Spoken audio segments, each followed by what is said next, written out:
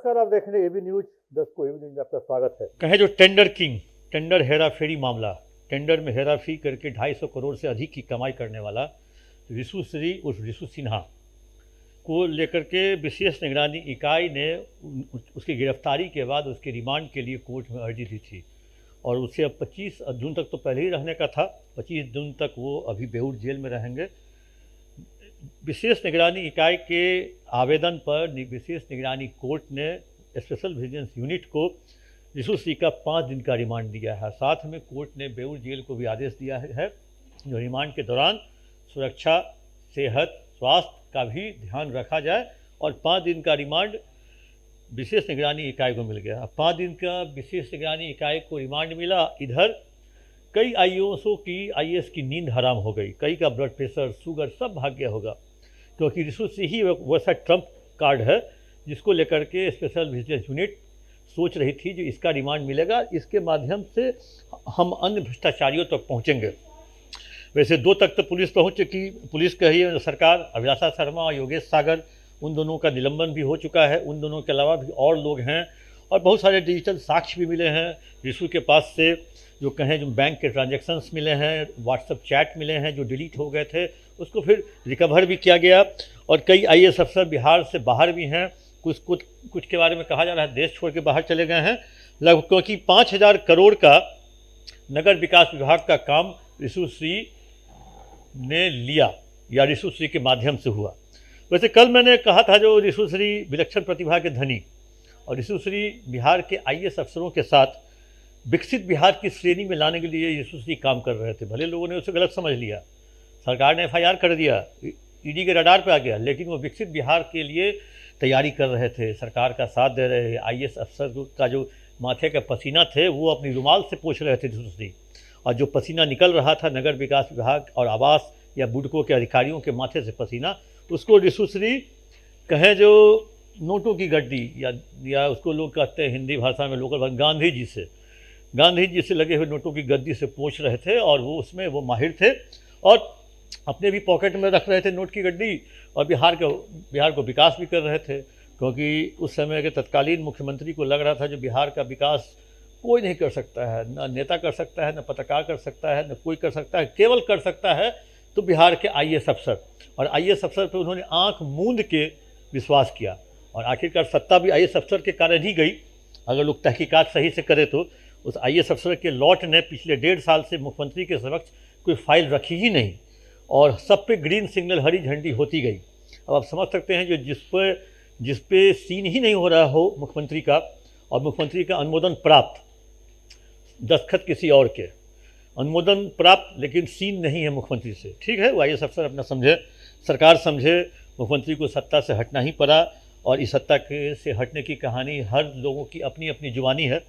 लेकिन अब हम आते हैं रिशु श्री पे। रिशु श्री लगभग 6 वर्षों तक बिहार सरकार की एक दो विभाग को कहें जो उसके सिरिंज से विभाग का खून तक चूस लिया और अब जब पुलिस के कब्जे में, या कहें जहाँ पुलिस के ही कब्जे कह सकते हैं, वो भी उसका एक विंग ही है, पुलिस के कब्जे में आया है, तो 28 तारीख की उसकी गिरफ्तारी होती है। उसे 27 को रात में ही गिरफ्तारी है, 28 को उसको बेऊर भेजा जाता है और उसके बाद 12 तारीख को फिर उसका 14 दिन खत्म होता है तो 12 को फिर उसको भेजा जाता है, तो 25 तारीख तक के लिए वो रिमांड। इधर संजीव हंस एक मामले में 1 साल जेल में रह के आए, निलंबन पे भी थे। जेल से आने के बाद निलंबन टूटा, निलंबन के बाद राजस्व परिषद में उनकी कहें जो तैनाती होती है। उसके बाद फिर इस केस में फिर वो नेम्ड हो जाते हैं।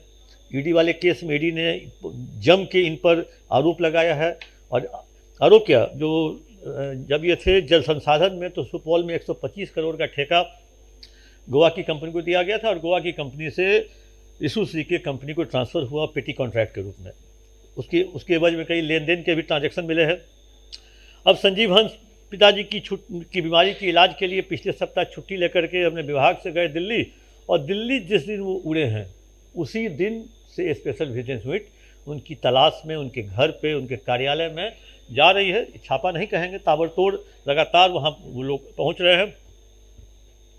कल रिशु श्री के वकील के तरफ से एक पत्र भेजा गया स्पेशल विजिलेंस यूनिट को, 4 पेज का एक पत्र था जिसमें अपनी बेगुनाही का उन्होंने जिक्र किया और कोर्ट में एंटीसिपेटरी बेल के लिए कल ही अप्लाई किया था, जिसकी आज सुनवाई हुई और सुनवाई में एंटीसिपेटरी बेल तो नहीं मिला। अगली सुनवाई की डेट 24 तारीख रखी गई है। अब देखना है जो 24 तारीख को संजीव हंस को इस एंटीसिपेटरी बेल मिलता है या नहीं मिलता है, या ये भी विशेष निगरानी इकाई की गिरफ्त में आ जाएंगे। वैसे अब बहुत लगातार 10 दिनों से दर्शकों आपके साथ चर्चा कर रहे हैं यशुश्री गिफ्ट, 5 किलो आम, मोंट ब्लैंक पेन, तरह तरह के भैया दीदी, दीदी भैया, मतलब इसमें भैया दीदी के अलावा कोई कन्वर्सेशन का कोई शब्द है ही नहीं। इसके बाद अब यशुश्री का रिमांड का इंतज़ार सबको था, हमको भी था, दर्शक आपको भी होगा, उन IAS अफसरों को भी है जो यशुश्री के साथ जिनके संबंध हैं, स्पेशल विजिलेंस यूनिट को भी है, सरकार जो जीरो टॉलरेंस है भ्रष्टाचार पे उनको भी है।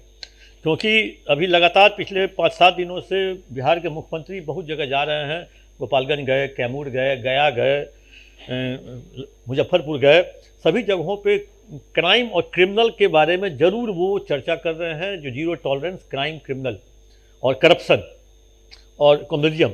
लेकिन इसलिए यशुश्री एक गले की हड्डी की तरह सरकार में ऐसे फंस गई है जो न निगलते बन रहा है न उगलते बन रहा है। क्योंकि नई सरकार को सर मुड़ाते ओला पड़ गया, क्योंकि नई सरकार शपथ ग्रहण लेते ही, अप्रैल में शायद शपथ ग्रहण हुआ है, 14-15 अप्रैल को कैबिनेट, 7 मई को कैबिनेट का हुआ है विस्तारीकरण और 14 या 15 अप्रैल को हुआ था ओथ CM का, 7 मई को विस्तारीकरण और 7 मई के बाद कहें 17 या 19 दिन के बाद या 20 दिन के बाद यशुश्री की गिरफ्तारी, और उस गिरफ्तारी के बाद से ही बवाल तय है और बवाल लगातार हो रहा है। अब सरकार हो, विपक्ष हो, जनसुराज हो, PK हो, RJD हो, तरह तरह के इस कहें जो संगठित भ्रष्टाचार पे, संगठित अपराध तो हम लोगों ने सुना था ऑर्गेनाइज क्राइम, ये ऑर्गेनाइज भ्रष्टाचार बाय IAS अफसर्स के द्वारा इसको सरकार टॉलरेट नहीं करने जा रही है।